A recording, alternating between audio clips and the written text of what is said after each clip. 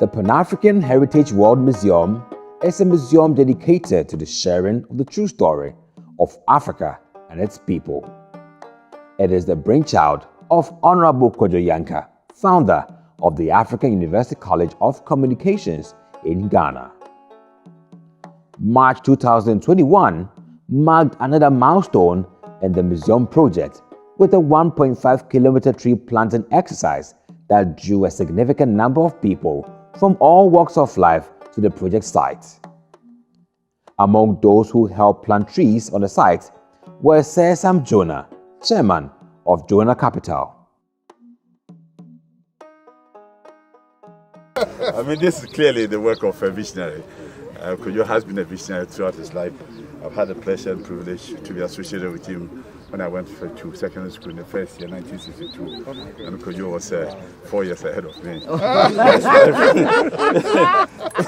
He's always been a visionary, as I said. But this is an initiative whose time has come. This will provide us a fantastic opportunity to tell our own story, tell the world the contribution that we've made to civilization, which has been immense, but of course, your history is told by others, so it is conveniently forgotten. This is a fantastic idea, and I think that deserves the support of all of us, people of ethnic black race. So it's been a real pleasure and a delight to be here today and see the beginning of something truly wonderful. Nana Kwame Bediako, aka Shedda, CEO of Wonder World and Petronia. And I dig more? No, it's okay. You just straighten it. Okay.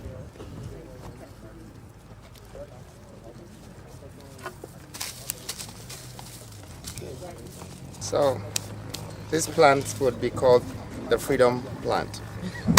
As long as this plant stays here, it will neutralize this land. There will be freedom within our nation. There will be development within our nation. And there will be seed of wisdom within our nation. I wish you a great success in all this development, our country, our nation, our people. This museum would be a museum for the continent, that everybody would come to learn about the history of our ancestors and our culture and our tradition. Ochiame Kwame, the rap doctor.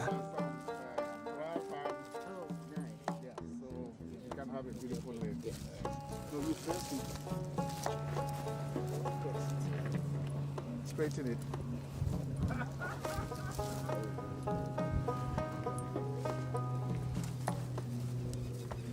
So let me say a very big thank you to Sir for this opportunity to be a part of this vision. An African adage that I love so much says that we do not inherit this earth from our ancestors. We rent it from our unborn children.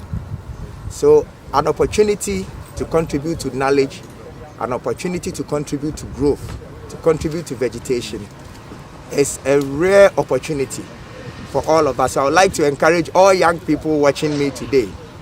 Let us get involved with telling the African story. Because if we do not tell our story, others who tell it for us will twist it for us, and we always feel insecure.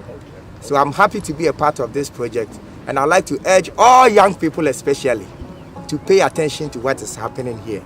Africa will rise. Thank you. Representatives of the Association of African Universities, representatives of the African University College of Communications, PAHW Academic Council members, Professor Abena P. Buzia, and Professor Amina Mama, as well as Ghana's ambassador to Germany, Mrs. Gina Blay, among others. The museum's mission is to provide an atmosphere where people of African descent and others can learn about and witness the true history of the Nile Valley's origins of humanity, culture development, and great civilizations which shaped the past, informs the present, and will shape the future, serving as an example for future generations.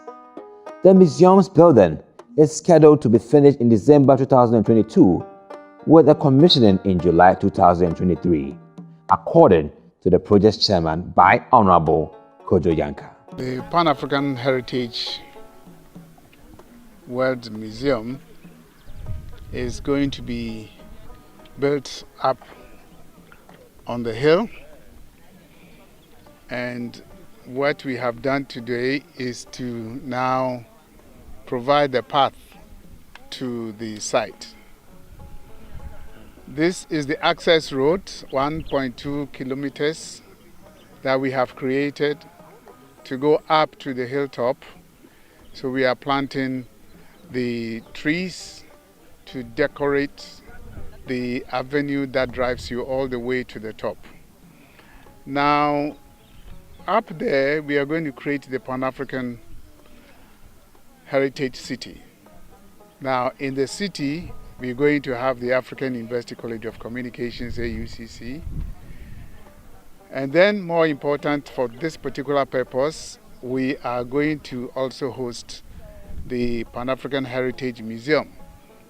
It's the biggest, probably the most ambitious heritage museum project on the continent of Africa. This is the museum that is going to house the history, the culture, the arts, the sciences, the civilization of Africa from the time that Africa was created. In other words, from the time that the human being was created, because humans were created from Africa, till today. So we will curate all that in the 6th-story museum that we are going to put up there. Now, we are not going to just have a museum where you just get in, look around, and then just go back. There are some other features that are going to attract a lot of people from throughout the world. One will be a 500-seater film theater that will show all the films on Africans and their achievements 24/7 up there. It will also be a place for conferencing and for all kinds of meetings. But outside the main structure, you will have a park of African heroes. We are going to have a garden in which we're going to sculpture about 200 heroes and heroines of Africa and African descent who have achieved and who qualify to be role models of the youth for the future, so that the youth can go and read about them and know about them and get inspired by them. We have another unit that is a Palace of African Kingdoms. We are going to curate all the major kingdoms that have sprung up on the continent of Africa from ancient days till now, so that people can go and learn about these kingdoms, learn about the differences, the diversities, and more important, learn something from all those kingdoms. That area is going to give the opportunity for visitors to have access to all the cuisines on the continent of Africa. So you can have your breakfast from Ghana, you can go to South Africa for your lunch, go and have an Ethiopian dinner, whatever. That is the Palace of African Kingdoms. Then there's the unit about the African Herbal Plant Village. We have over 30,000 species of herbal plants on the continent. There's no reason why Africa should be looking for medicine elsewhere. We want to plant them here, not just for a show, but also to use them for education.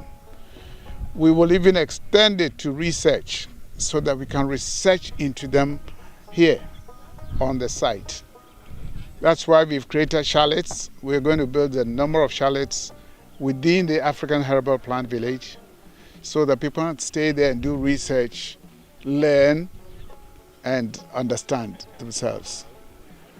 Our last unit is kind of the festival park. We're going to have a huge 1-acre space for concerts, for festivals, for games, for all kinds of entertainments that will bring the youth together to learn about themselves. But doing that, we have a wing that is going to be a hub for innovation and creativity. So the youth who have discovered or invented or have initiated some projects will also have a place to share experiences. It is important that we share these experiences together because we are Africans or we are people of African descent. So this is a huge project that is going to cost $30 million US, and we have already started fundraising. We are looking at May the 5th for the sword cutting ceremony by the President of the Republic of Ghana. We will invite other leaders from across the Pan-African world. We'll invite corporate Africa to be all part of this so that we take off and start construction before the end of the year. You know that a nation that forgets to honor its heritage and its forebearers grows nowhere. So an opportunity for us to have a museum like this, telling the African story, will tell the stories of the empires, the stories of the individuals that actually fought for our freedom, protected and contributed to knowledge. Either it's in the area of science, arts and culture, music, everything is going to be here. So it is going to give us, the young people, it's going to tell us that if we do well, we will not be forgotten. And this will impact not just the showbiz and the arts and culture industry, it will impact the whole of Africa and the world. Because something like this is going to bring attention to, for example, everything that we are doing as artists, we are also contributing to knowledge from our small corners. So if we realize that people that also contributed to knowledge are acknowledged and they have their statues and they have stories written about them and people can actually come and see it and live it, it will encourage us to also do more. And then the fact that it's not just a generic museum, but it's an African heritage museum will tell us that we need to keep telling the African story. In our music videos, in our music, in our writings, in our interactions with people, in the clothes we wear, everything is going to change, especially when we realize that our work will not just go haywire. When you're called to play a role that supports the restoration and celebration of Africa's, much of our huge, vast heritage is lost. So I was very happy to be a part of this project, and this is my first visit to the site, and I'm especially happy that we get to plant trees. Do you know the name of the tree you planted? Yes, it's a royal palm. Yes.